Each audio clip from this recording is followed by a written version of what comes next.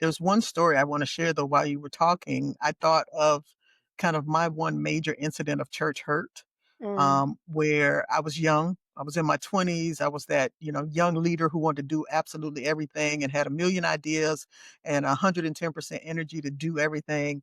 And I ran up against another hero who mm, saw me as a threat. mm, And needless to say, things got a little too dicey. mhm. And that person actually set me up, and I got called into one of the infamous meetings where I was told that I did something that I did not do. Wow. And if you know anything about an African American woman who has been cornered, and my voice started to tremble, Mhm. but I promise you I wasn't scared. Mhm.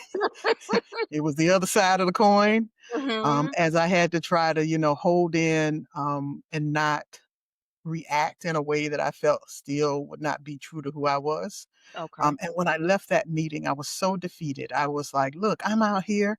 I'm just trying to do the right thing. I'm trying to, be here for Jesus and blah, blah, Mm, blah. And they're setting me up and they're lying on me. And they called me in this meeting and no one wanted to hear mm, my side of the story and no one wanted to believe me. All the hurt of yeah. kind of being the scapegoat in Mhm. the moment. And then I don't know to this day who it was, but I went outside and I think I must have just looked like I needed God in that moment. Mm, And some church member came up and she just hugged me and she prayed for me. mm, I don't know who she was. I can't tell mm. you to this day. Wow. But whatever she saw on me, God sent her to hug me and pray for me. And I believe it is that prayer that Mm, kept me connected to church wow. because I was so distraught that through no fault of my own, I was targeted.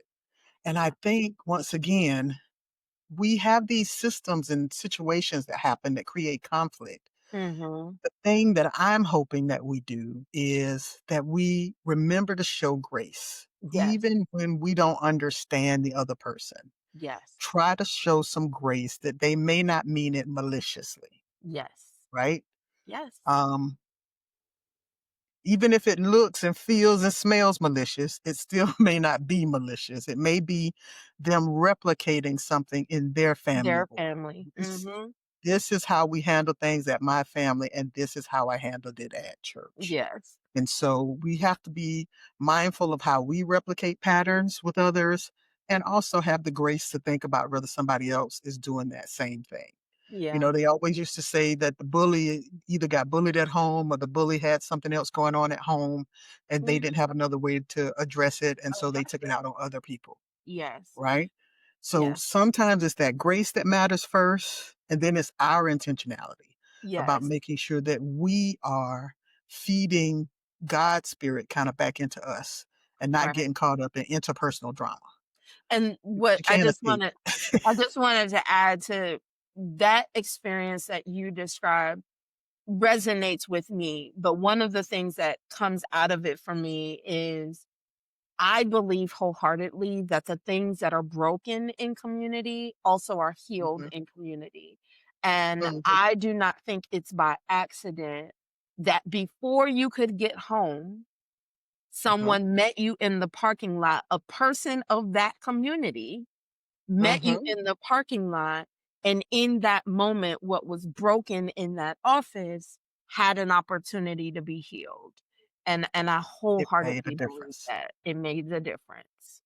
Absolutely. And that is the community still caring for itself, right? Yes, yes, yes, absolutely. Oh my god, this has been so amazing. It's rich. It's a rich conversation, and we're just scratching the surface. I almost hate to, kind of draw us to a close. But this is a conversation that could go on and on and on because for those of us who are very active in the life of the church, Mhm. we're aware of kind of what this looks like on a day to day.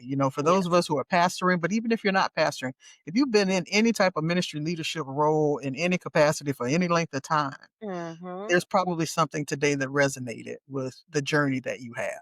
Yes. And I hope that the tips and the points and the things that we brought to the surface will bless you in your continued leadership of putting things in perspective, having that curiosity, being intentional, finding ritual if you need it, grace if you need it, intentionality if you need it, differentiating. All those things will come to the forefront when the conflict comes up, because it's not 'Cause when, it's it's coming. not if, it's when.